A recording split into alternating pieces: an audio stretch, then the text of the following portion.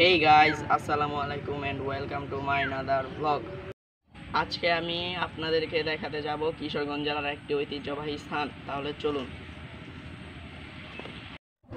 এই জায়গাটা কিশোরগঞ্জ জেলার ঐতিহ্যবাহী একটি স্থান। এই জায়গাটা আপনারা কিভাবে আসবেন?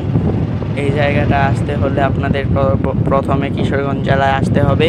তারপর কিশোরগঞ্জ জেলায় বিন্নাটি বাজার পাকুন্দিয়া রোড হইতে হাতের ডান সাইডে অত্যন্ত সুন্দর একটি স্থান।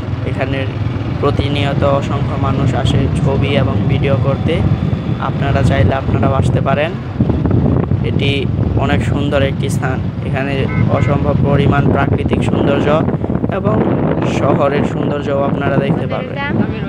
আপনারা দেখতেই পাচ্ছেন যে এখানে কত মানুষ পিকচার এবং ভিডিও করছে।